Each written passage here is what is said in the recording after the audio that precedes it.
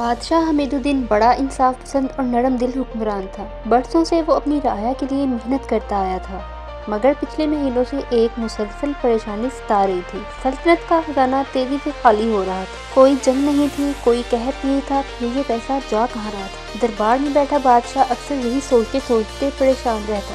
اس کا چہرہ سنجیدہ ہو چکا تھا، نیندیں اڑ چکی تھی۔ محل میں دو لوگ خاص طور پر طاقت رکھتے تھے، وزیر اعظم فرید اور حساب دان رؤف۔ دونوں ہمیشہ دربار کے کونے میں سرگوشیاں کرتے نظر آتے۔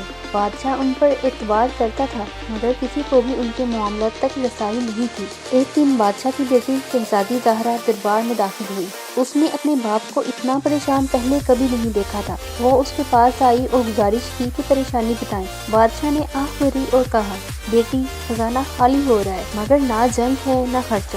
مجھے سمجھ نہیں آتا یہ پیسہ جا کہاں رہا ہے۔ شہزادی نے وہی فیصلہ کر لیا کہ وہ سچ تک پہنچے گی۔ اگلے دن وہ خزانے کے کمرے میں گئی اور دستاویزات نکال کر حساب دان رؤف سے سوال کیے۔ رؤف ہر سوال پر پسینہ صاف کرتا، ادھر ادھر دیکھتا اور جواب گھمانے لگتا۔ شہزادی نے نوٹ کیا کہ کئی صفحات پر اندراج بدلا ہوا تھا، کچھ جگہیں جدید سیاہی سے دوبارہ لکھی گئی تھی۔ شک گہرا ہوا۔ اسی رات محل کا محافظ رستم شہزادی کے پاس آیا۔ ہاتھ میں مہر لگا ہوا سرکاری کاغذ تھا۔ وہ بولا، شہزادی، آپ کے جاننے کے لیے یہ کافی ہے، کچھ بہت ہی غلط ہو رہا ہے۔ کاغذ میں وہ رقم لکھی گئی تھی جو اصل میں خزانے میں تھی، مگر دستاویزات میں کچھ اور ہی لکھا تھا۔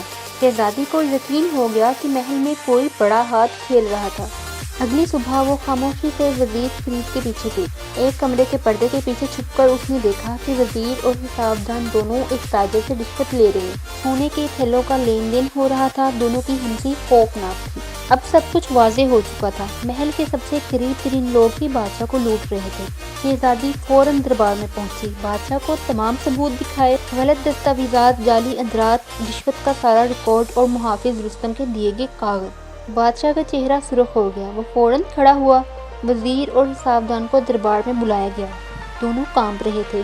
بادشاہ نے دھاڑ کر کہا، تم نے میری رعایا کا حق لوٹا، تم نے سلطنت کو برباد کرنے کی کوشش کی۔ ان کے پاس کوئی جواب نہیں تھا۔ محافظ رستم نے دونوں کو گرفتار کرنے کے لیے زنجیروں میں جکڑ دیا۔ دربار کے لوگ سر جھکا کر کھڑے رہے۔ بادشاہ نے شہزادی کے سر پر ہاتھ رکھا اور کہا، زہرا، تم نے نہ صرف مجھے بلکہ پوری سلطنت کو بچا لیا۔ آج انصاف نے جیت حاصل کی ہے۔ محل میں پھر سے امن لوٹ آیا اور شہزادی زہرا کو ہمیشہ یاد رکھا گیا۔